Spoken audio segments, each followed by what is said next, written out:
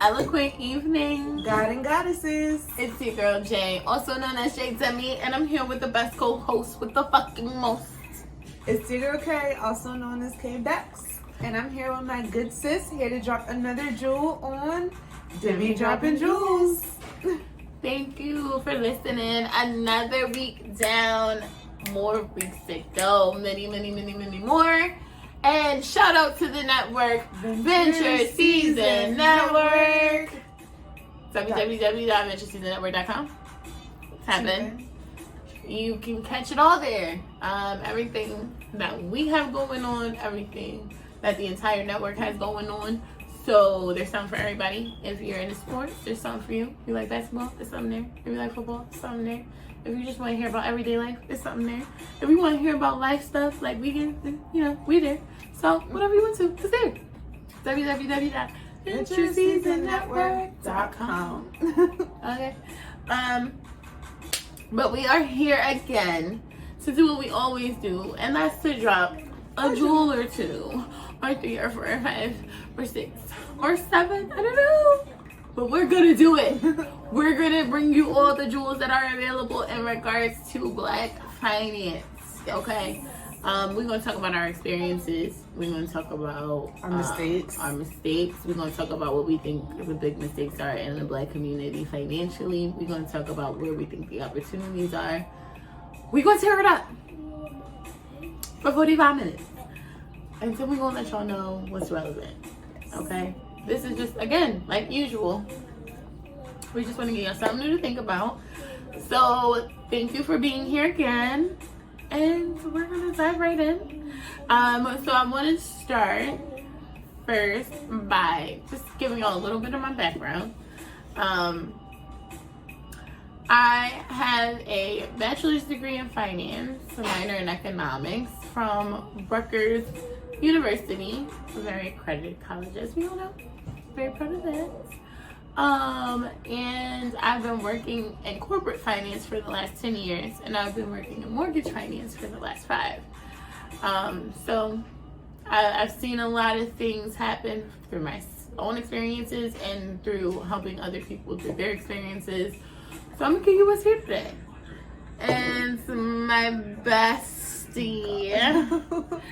she got some credentials for y'all as well, and I think she slipped up on the finance industry, didn't you? Yeah, I sneaked up on it. I actually have my degree from Pace University. I have my bachelor's in psychology and women and gender studies, and I worked in finance for about 10 years, mortgage finance for 5 years, about 5 years.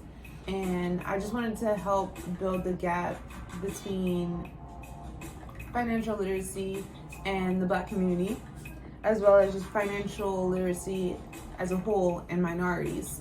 Because I feel like from experience, there's a big gap, and we don't get the opportunities to build generational wealth in comparison to other cultures because of the fact that a lot of us don't have the opportunity to really learn from our mistakes and jump ahead. Yep.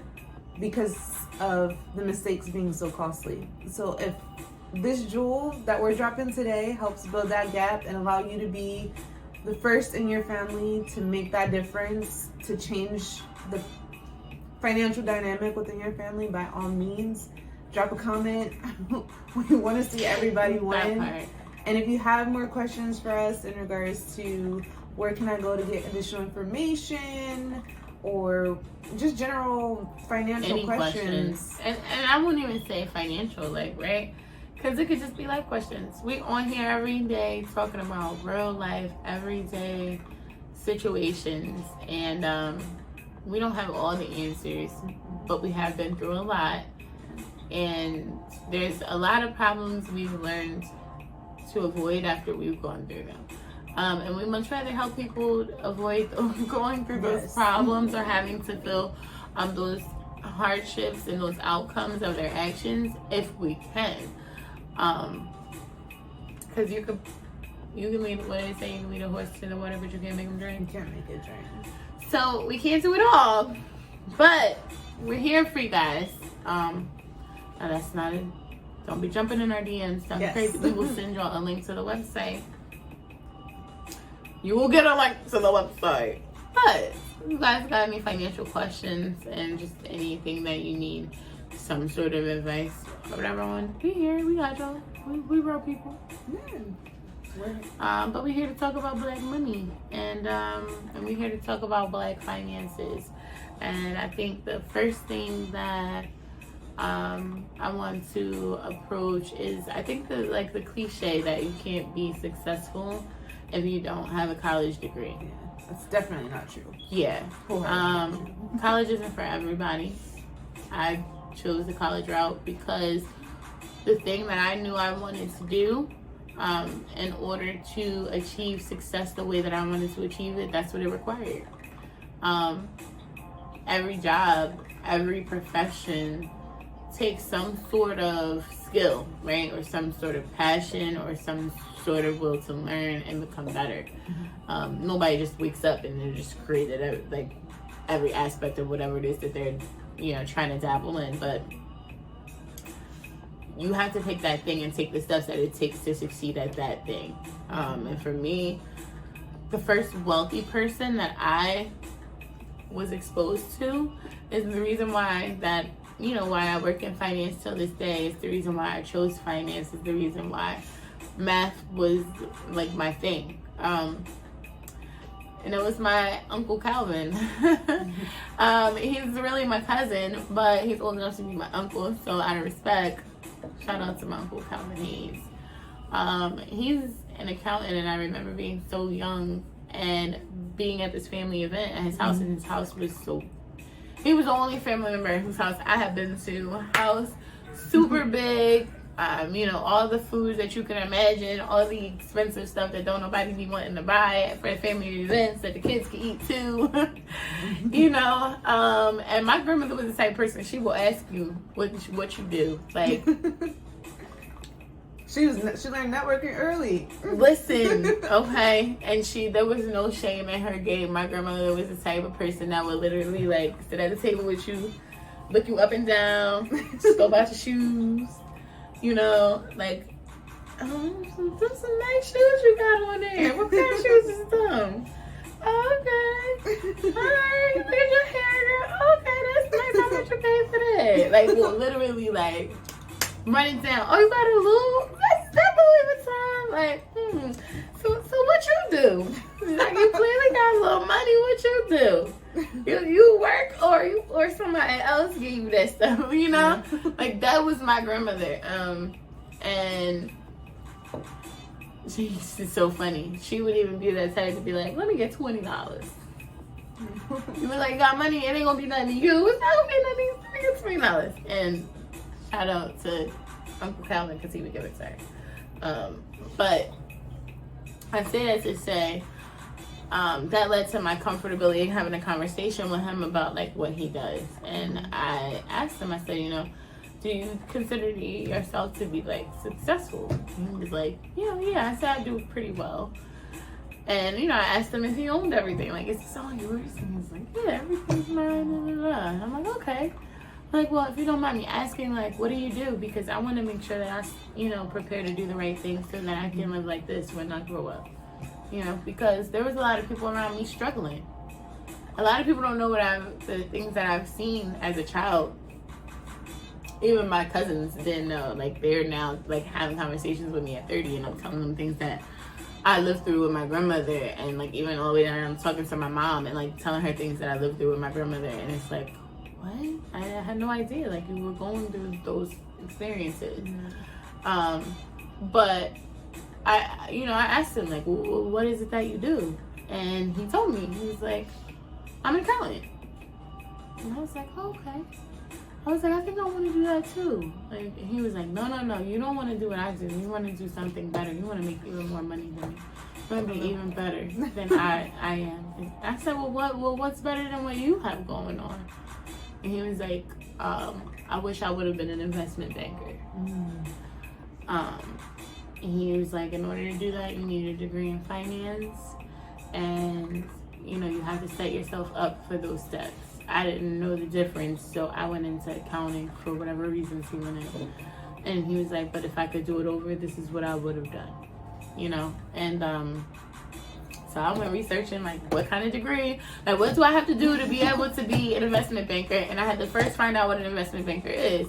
And then I had to find out what they, you know, what type of requirements are in place to get that type of a job. And finance and economics, you know, the bachelor's degree in finance and the minor in economics at the minimum was the requirement, or what was ideal. Yes, you could have less than that and still do that type of investment banking, but that was the ideal requirement. So I was, from that point, numbers driven, right? Everything numbers. Got to Rutgers, and the advisor tells me not to do that. She tells me, well, no, because they're two separate schools of business. They're not in the same school. You know, economics is in the school of sciences, and finance is in the school of business. So that means you'll have to take 2 extra years and add that onto your college career. And, you know, you don't want to stress yourself out. And so I decided to take finance and business management. So I was double majoring. So I said, since I'm not going to minor in what I want because you make it, I said I'm a double major. I'm going to do finance and business management, double majoring, right? That was so I did that for a few years. But once I got to the 400 levels of business management, I just was like, I'm doing this, and I just feel like this is not what I should be doing. For whatever reason, the economic side of it was very important. And I feel like it was, because it showed me the part of the world when it comes to actual trading. And we're going to dive even deeper into the type of trading that y'all are doing that is not actual stock trading, but we can talk about it, and we will very briefly. I won't get too deep, but I'm just saying, I see what y'all doing. But, you know, and back. So I wanted the economic side. I wanted to see, like, how people becoming millionaires trading stocks and bonds on Wall Street. Like, what are you doing? I need to see that, you know. It led to me wanting to basically drop out, almost dropping out, and deciding to go to my new advisor once I did get into the school of business and, you know, fulfilled all my requirements or whatever. I had a new advisor, and I went to see her. I told her, I think I'm ready to just, like, throw in the towel. She's like, what? You're 3 years and you almost done. What are you talking about? I'm like, man, but this is not what I expected. And I kind of told her. And she put me back on track to getting my economic minor. And she was like, I don't care. Don't let anyone else tell you about what the plan should be for you. You walked on this campus knowing what you wanted to do. A lot of people don't walk on this campus knowing what they want to do. Yeah. And the last thing that I want is for you to fight for something that doesn't mean to you what you feel like you value. So yes, it's going to be hard. Yes, you're going to be having to take a lot of math courses where if you're not prepared, a lot of people do end up dropping. Like, your advisor was not lying, but at the end of the day, if you're capable, you're capable, and I think you're capable. And that's what it is. And it's also like, how bad do you want it? Like, you can't allow people to deter you from your dream. If that's, God specifically gave you that dream for a reason, and you could be the person that changes your entire environment. And by giving up, there's like thousands of people that are basically waiting for you to take that leap forward. So for the mere fact that you did that, like, thank you, because you don't know how many lives you've touched since going that route. Like, listen, because, like, literally it allows you, like, for one, it allows me to see how although the system should always be for our success, is really not. That first advisor counted me out. She did not think I was capable of doing the work. She didn't think I was capable of putting the time in. And when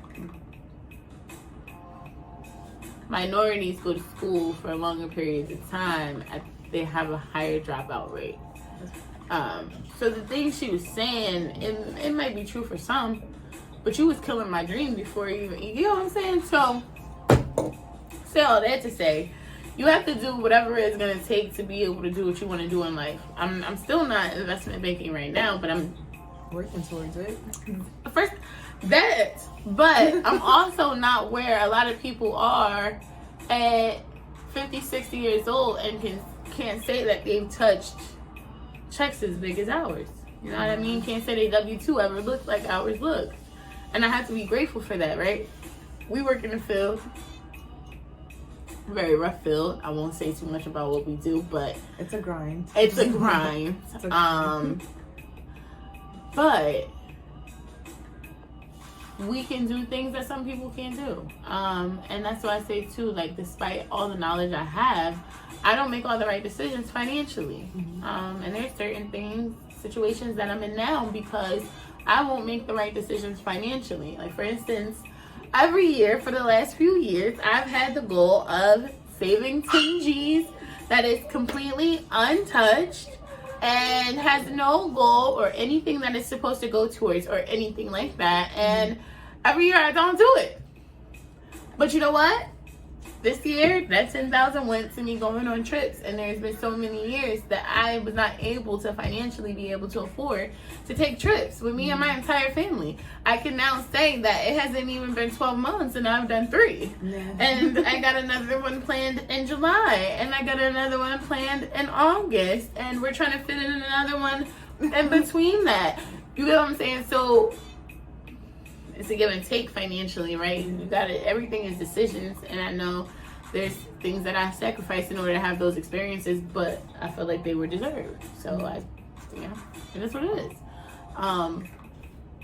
I feel like there's a lot of things that come into play financially, but we just have to realize that figure out what works for you and what you think you can put the work behind to just keep pushing and be great at it, whatever it is. And if it requires a degree, you got to get that degree. If it requires a license, you got to get that license.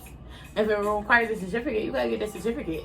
If it requires for you to be putting out content for 10 years, put out content. You got to put out content for 10 fucking years. All right, so we've kind of dived into a lot so far, right? So my question for you, Kay, is what do you think about financial education in the Black community? And is it adequate? And I think that you're a very well-grounded, financial-based person. Like, I think that your family prepared you pretty well for life, to not go through some of the, like, I think some of the things that are just common kind of culturally that we experience. So is there anything also that you feel like your family did different? So it's like kind of like a 3-part question. Like, do you think financial education is adequate in our community? What are your experiences with it? And do you think that your parents did something different than what you might have seen in all your other experiences with Black families in general, from what you've seen and you know? I think in regards to financial literacy in the Black community, there's a lot of room for improvement. A lot of it has to do with a lot of people not knowing the do's and don'ts, or not sharing the do's and don'ts because they don't want to have that stigma of, oh, it's a mistake I shouldn't have made. Yeah, it's a growing moment, but to avoid not only you making that mistake again and your family making it, as well as friends and loved ones, like, our people perish because of a lack of knowledge. So I can't educate or expect the next generation to be better without expressing or showing them, like, this is where I messed up at. This is what I want to teach you to avoid having to be put in the circumstance. And I think in regards to my family, that has been the most beneficial. A lot of people in my family are entrepreneurs. I also have a lot of people in my family that work a 9-to-5. The commonality between the two is that they both have worked their entire lives either dedicating it to their own personal business or their employer. So the work ethic is the commonality.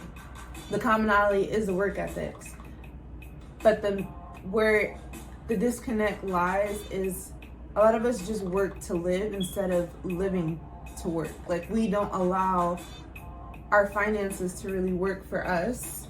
We do it just to be able to get ahead. We're living to work instead of working to live.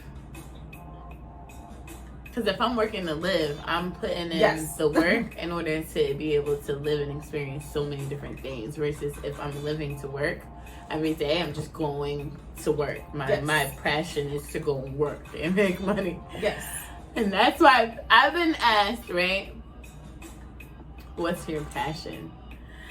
And I'm like, I don't have a passion. I don't have a passion because money is my motivator. It's my biggest drive in life. My struggle is the reason I keep pushing. I don't want to struggle forever. I've been there. I did that my whole life. I don't want to do certain things again. So there's certain slips that are not, there's no room for it in my life. But I'm also a survivor because I know how to be broke. When you can live being broke, you know how to, you don't fear being broke anymore. It's like, I don't want to be broke, right? And I don't want to be broke all the time. But if I have to be broke, I know how to be okay while being broke. So if there's something that's important enough for me to be broke for, I will sacrifice it. I don't even think it's just broke. It's more, I have to. When I say broke, I mean you financially tapping out and having not. I mean broke. I mean not enough. Not another. No, I'm not even saying. I'm saying not another dime to your name. I mean, I've been there. I'm saying experience. I'm saying that like there is beauty in the struggles that I've been through, but it creates a hunger that you wouldn't have if you were privileged. For instance, we used to go to the food bank. We didn't have enough food in the house, so my grandma would go to the food bank all the time, different food banks. And now being the age that I am, you know, I spend money on things that I shouldn't because of what I've been through. So my kids are bougie. Like my son is probably the only 6-year-old you could sit at a table and you'd be like, what do you want to eat today? You'd be at a restaurant, what do you want to eat today? And be like, do they have lobster? My niece is asking. Now I've done that because I don't want my kids to ever feel the way that I felt being in that food bank line. It taught me something. It taught me that I don't want to be here anymore. But as a grown-ass woman, if I want to plan a trip to Disney World, and that means I got to tap the fuck out and we got to live check to check, I also know how to buy some ground turkey and make spaghetti that's going to last a couple of days and go to Aldi's instead of ShopRite and fucking Wegmans. And I know how to stretch a dollar bill. I know how to make a dollar out of 15 motherfucking cents because of my struggles. So therefore, I don't fear being down to my last $60 to get me by for 2 weeks. I've learned how to finesse the system where I know I can make a way. So I don't, and that's the downside to struggling, because there's comfort. Some people get comfortable with the struggle, and that's my thing. I'm not comfortable with the struggle. I just know I can survive in it. So if there's something that's a greater good, I don't mind sacrificing financially because I'm used to not having anything financially. And that's where my personal opportunity is just being more disciplined and realizing, like, just because you got it and you can now at this point in your life, hold on to it. That'll feel even more better. You know, sit on it. Sit on it and know you can do everything, which I'm grateful to where I am financially now. But I can remember times where I had to find money to buy oodles and noodles. In a way, that is also, it's a privilege. It's a privilege in the sense that there is financial help that you can obtain. That there are some people that aren't afforded that. Like the way that I grew up, my parents, like my dad has worked since he's 17. He's worked all his life. And on paper, my family makes too much money to be able to qualify for additional assistance. That's a fucking setup too, though. It is. And it's because just like they take all that shit in taxes, bro. I've seen my parents struggle, and with that, my mom has given me a lot of responsibility on learning how to budget and sacrificing want versus need to avoid you being in a position where if you don't have it and there's not another outlet that you can utilize to get that extra assistance, or even having a village that you can depend on in the event that there is 1 or 2 slip-ups. Yeah. How to make your system work for you. And a lot of times, like, it was disheartening because it was growing up, like, yes, my parents sacrificed a lot for me and my siblings to be able to take advantage of certain experiences and opportunities. But there were also very instances where my parents didn't really have much. But they also didn't really have a full village that they could depend on, and they didn't qualify for government assistance. So it was like, I had to learn the ebbs and folds of the financial world, as well as how to survive in the event that you don't have that moral support or you don't have that financial support. And I've learned from experience that with experiencing struggle or seeing struggle, it not only builds character, but it also creates a hunger where you're a lot more conscious about the decisions that you make financially. Because my grandmother was in the same boat. She wouldn't have, her income wasn't low enough for her to be approved for candid, Section 8, and like none of that shit. The good thing is, you know, until I was about to lie. I was about to say she got food stamps, but that's a lie. She didn't. Yeah. She didn't. There were certain points in my childhood where we could qualify, and we did have it. But when I got pregnant with my daughter, I said I'll never be on any type of assistance unless I'm literally completely down and out. I just don't want my kids to ever be caught up in the system. And you know, now I can't qualify for shit. I make too much fucking. This is the first year I owe. Girl, let's get into it. I haven't reached a different motherfucking tax bracket. I need to have another kid or something, okay? Because, and me and Kay was talking about this too. You know, just kind of comparing working a 9 to 5 to the taxes you pay as an entrepreneur. Because my good sis thought the hit was harder than it was. Yeah. You know, and the good thing too is, another thing we don't really look at it is, when you're an entrepreneur and you have a business, you got expenses you can write off, baby. Now, and this is education point, newsflash, everybody that's an entrepreneur, put your fucking antennas up. You need to be mindful of the income that you are writing off that your business has made.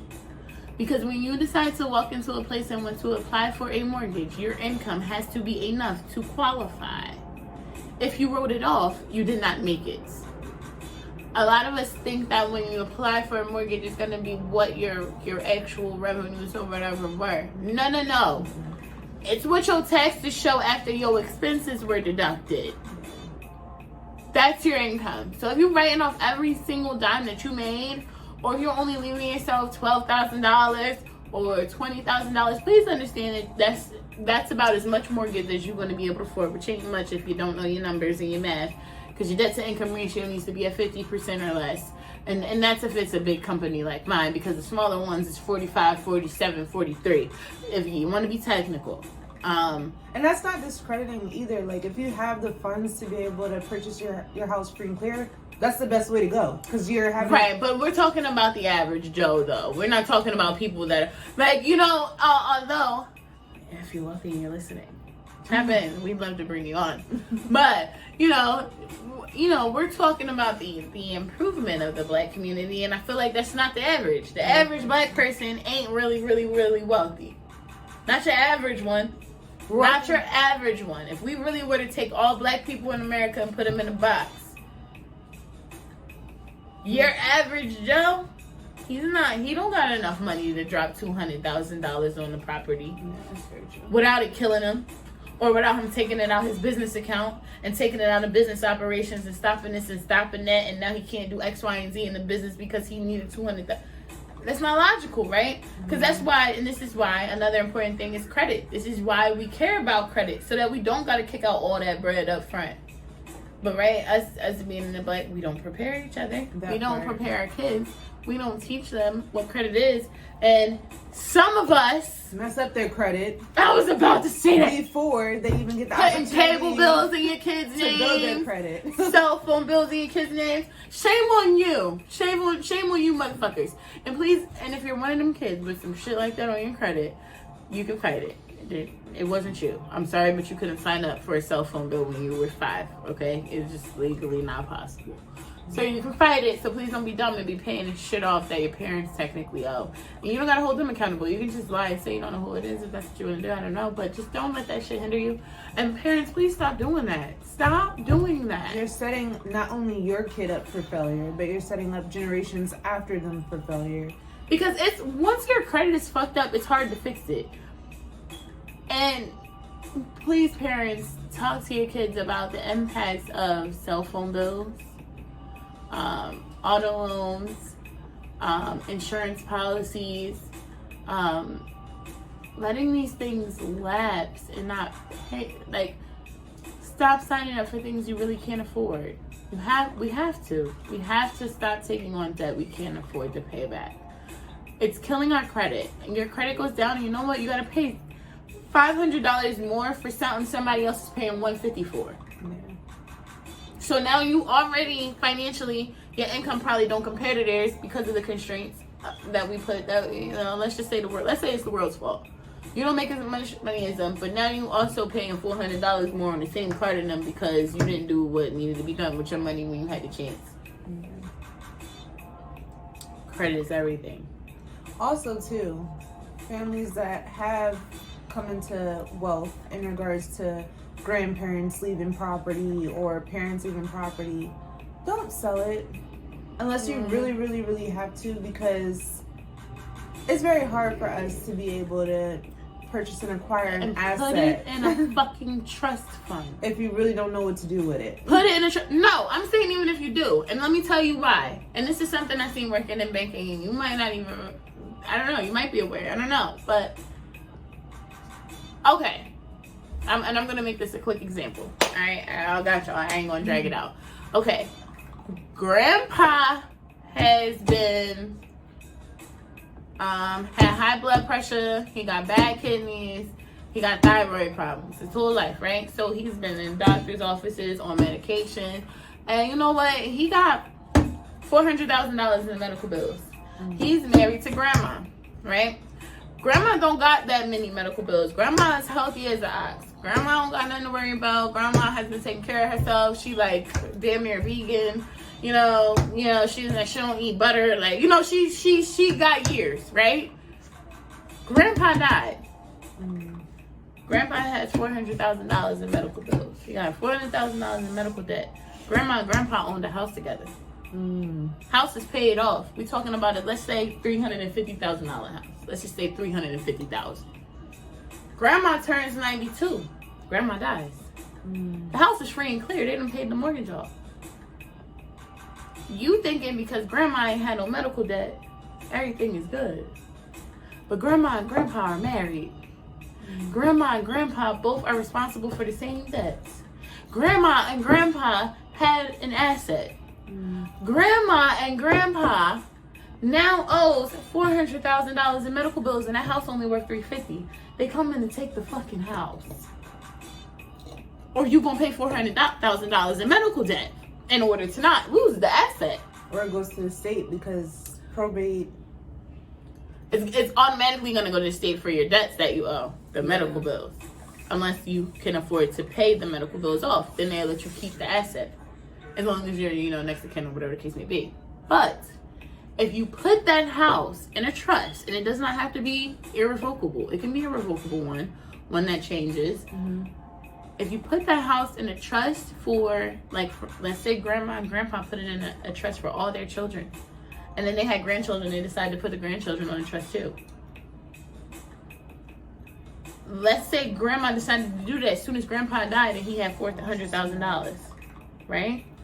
Now when grandma dies, they can't come and get that $350,000 house because of the $400,000 in debt, because it's in trust for those children and those grandchildren, which means that grandma and grandpa said, yeah, we own it, yeah, we paid for it, but it's in trust for them. So it's really for them. We just have to keep it and maintenance it and maintain things, but it's really for them. So you can't come get this because I owe you debt. You can't come touch this.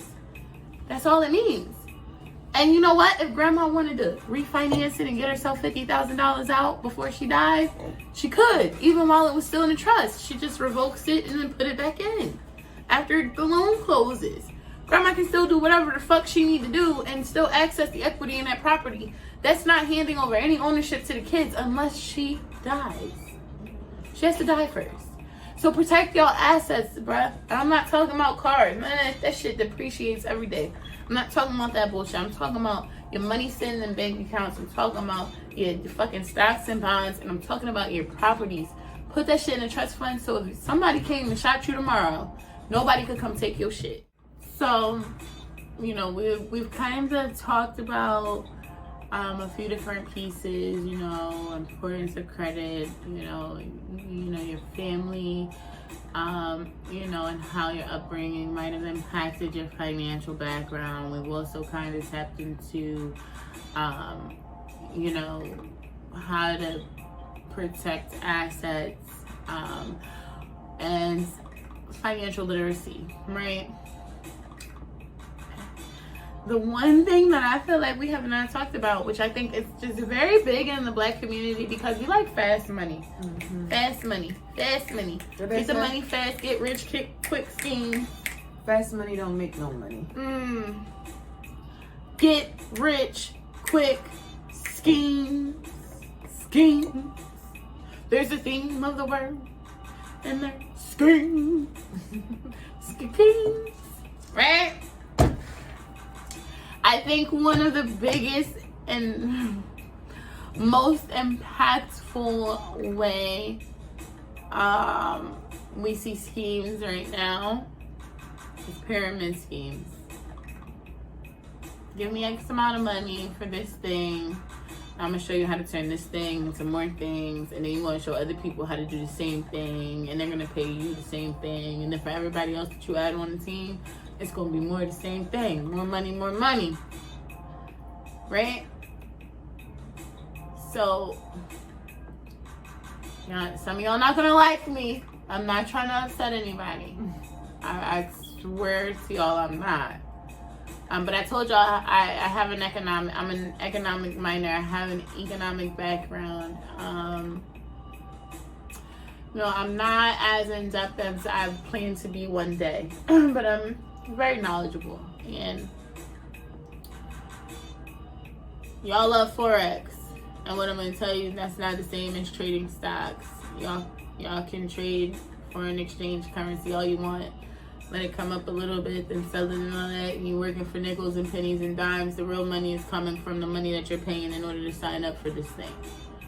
And the more people you get to sign up, the more money you're going to make every time somebody sign up. The more money the person above you is going to make every time that person gets somebody else to sign somebody else up, and blah, blah, blah, blah, blah.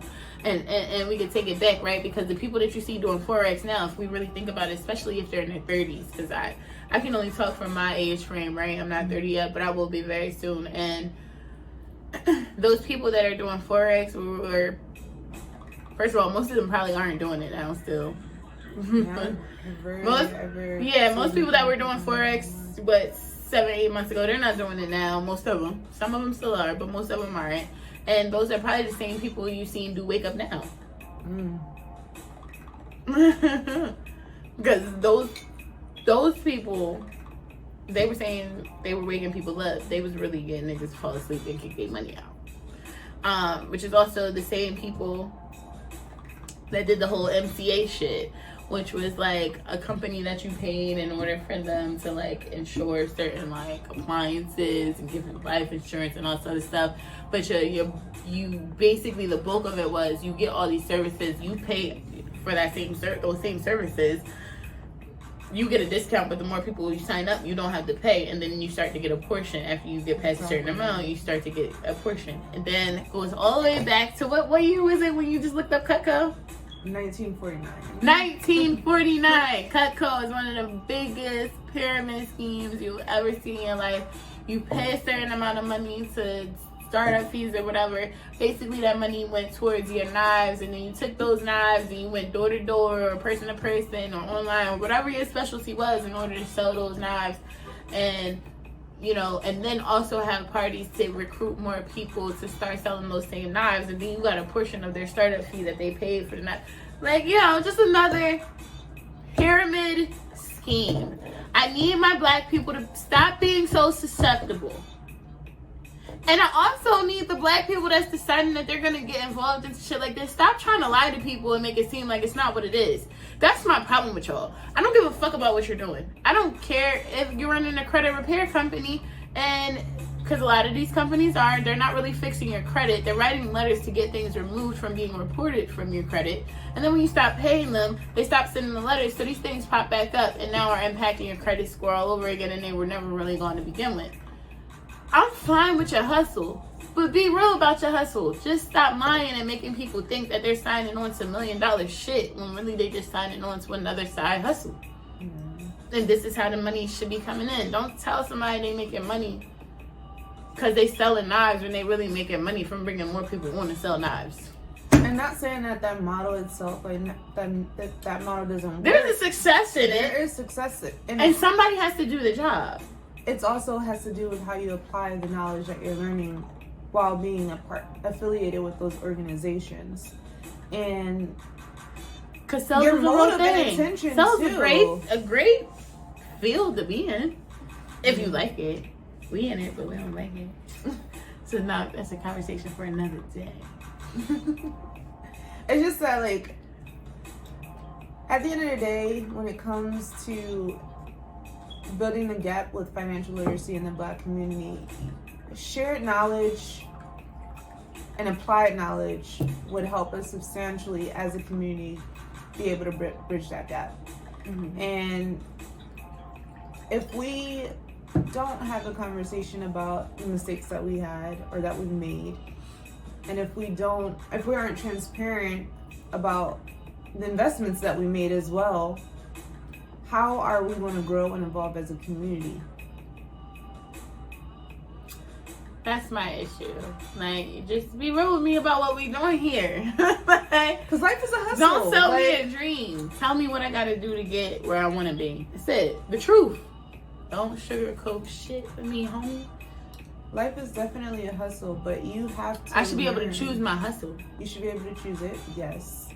But in doing so, it shouldn't come at the expense of conning someone else or making someone ignorant and blind, knowing that the motive and intention on doing or sharing that information is more for personal gain than it is for community. Exploiting people. Stop exploiting people. Stop exploiting people. I was almost exploited a couple times, but I'm smart enough to ask the right questions. And if a person can't give you the right answers when you start asking the right questions, well, then there's your answer. Then there's your answer. Because at the end of the day, your interactions with people should never leave you confused. That's in financial sector, that's in your personal life. So the moment that you feel confusion or it doesn't sit right with your intuition and your gut, that should be, your sensors should be going off. Okay. That part. What's being concealed here? That part. What's not being shared? Like, granted, there are some things that are exclusive, but there are some things that do need to be addressed and do need to be set up front for someone to make a logical decision. Where do you think the biggest opportunity is for success, for the average black person to be successful? Where does it come from? Like, no, where do you think the biggest opportunity is? Like, where do you think we can grow the most? Like, what is something, like, about the way we currently do things that we could just change to make that difference? Honestly, from expected to be the poorest to expected to be one of the richest. Like, why people look at us like people with money? What the Panthers isn't that honestly, the way we carry ourselves?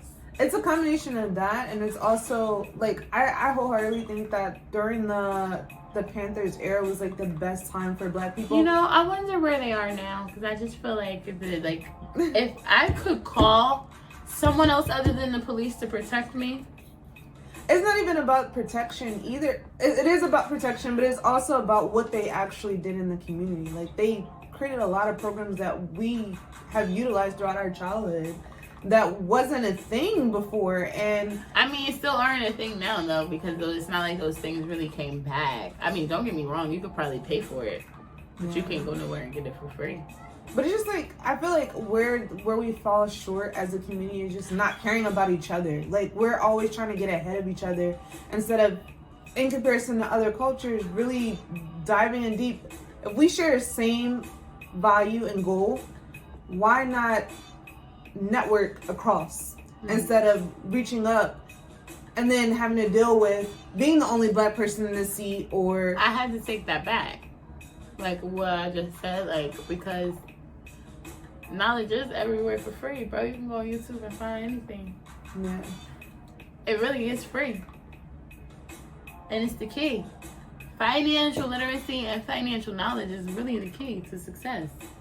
However you want to get it, whether you want to go to college and get it, whether you don't need a degree to get it, whether you want to be out here hustling, just stop doing illegal shit to get it, because integrity. They have to go hand in hand. Right, that's what I said, illegal shit. You gotta stop doing illegal shit. You can't have integrity dabbling in some shit that's gonna really put you behind bars, because what is that doing for everybody else that you're supposed to inspire or encourage to do better than what you did?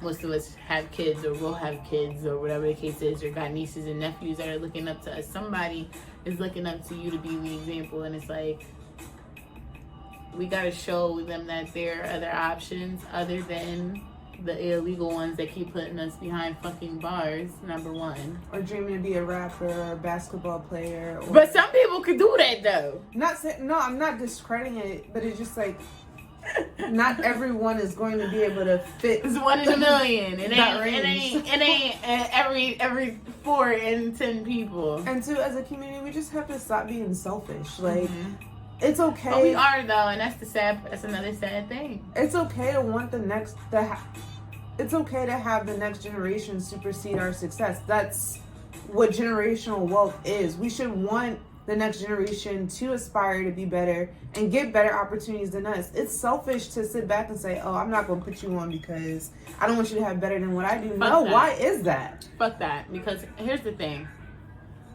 My biggest issue in the black community is that black people be jealous of their own kids. Why the fuck do you feel in competition with somebody you gave life to? Your only goal in life should be to make life easier for them than it was for you. And that doesn't mean that you gotta raise a spoiled child and do everything for them. No, that means you're gonna prepare them for life, and they gotta understand how life works, and everything ain't a yes. Some shit is a no, and sometimes shit don't go your way. So therefore, there's work that has to be put in. And I think that parents need to understand your child doubling your income at half your age. You're a successful parent. Your success. And we're going to tackle it on a future episode, because we're going to do a parenting episode. But stop kicking these fucking babies out at 18. Because when your mama kicked you out at 18, did you know how to make sure that your fucking phone bill was paid? Your cell phone bill was paid? You had enough knowledge to work a job where you could afford a car note and rent. Please, tell me. I want to know. If that was you, tell me. Tell me how. I want to know how. I mean, my parents. How much was you making an hour? How to budget, like at 12. But could you have but at 18, did you have the tools to sustain your entire life, Kayla? Oh no, most definitely. Could you pay for where you live, how you get around, get to work, maintain whatever education you may or may not be pursuing, and be fine? No. At 18. I still make mistakes. Despite all the extra tools that I'm sure your parents gave you that most of us don't get, because that's why I fucking value you so much, because your parents gave you tools. I feel like a lot, like, that's why I say to you all the time, like, you are exactly what I want my kids to be. Like, my kids need to understand you work hard, but you can play hard too. Like, there's a quality of life that you deserve, and you're a prime example of that. But even you, I still struggle. At 18, you couldn't pay rent. Made sure your car note was never late. Made sure your cell phone was still on. Not have health insurance, but maybe you caught COVID. Like, stop kicking these babies out at 18.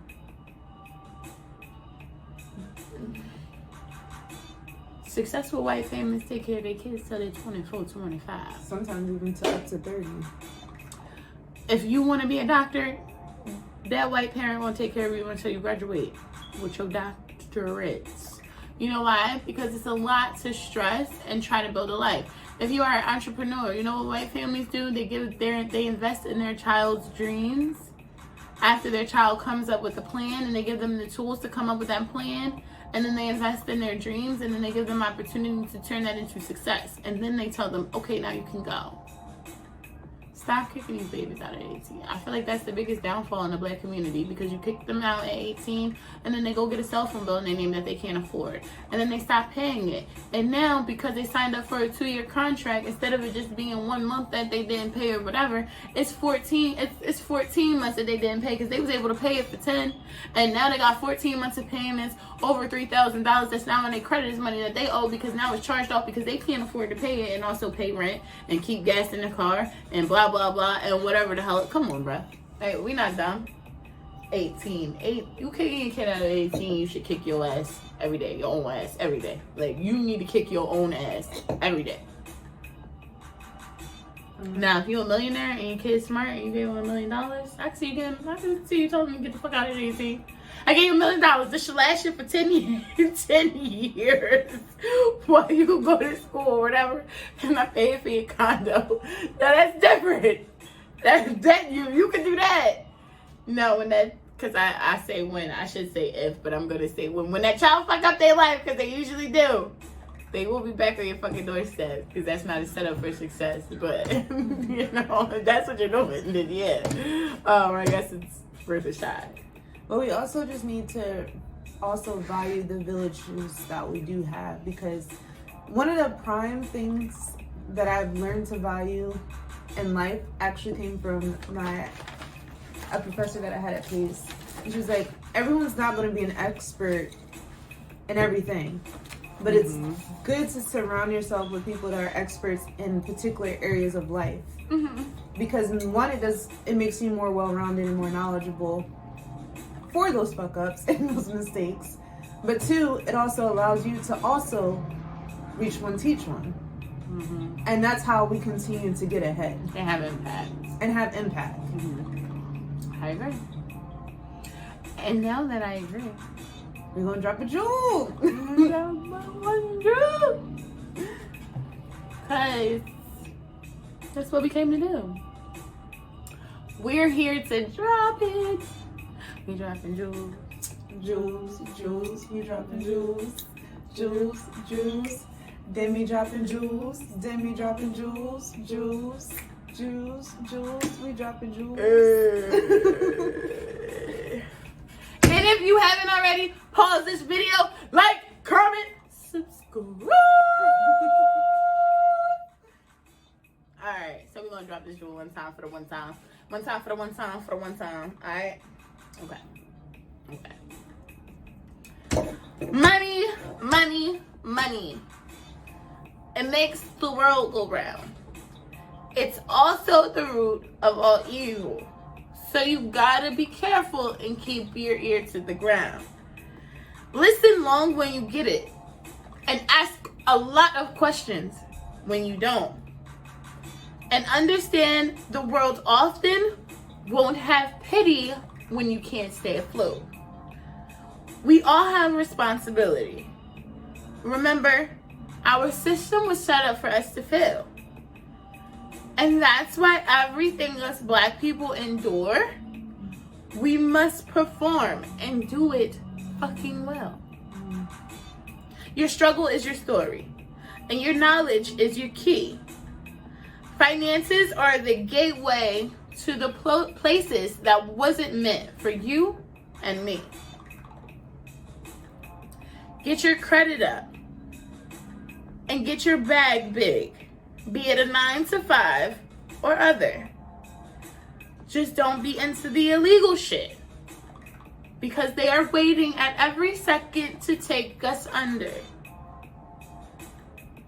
Find a legal hustle and make all your haters very, very, very sick, so you can smile or cry in a mansion instead of doing either in a nasty, dirty ditch.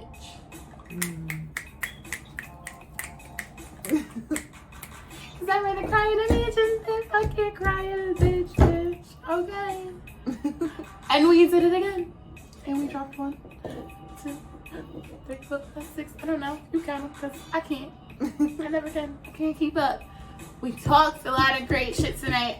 Thank you again for giving us 45 minutes of your life. Tap in. Stay tuned. Thank you for coming and rocking out with us another week. Again, www.itchaseasonnetwork.com. And we will see y'all next week, per usual.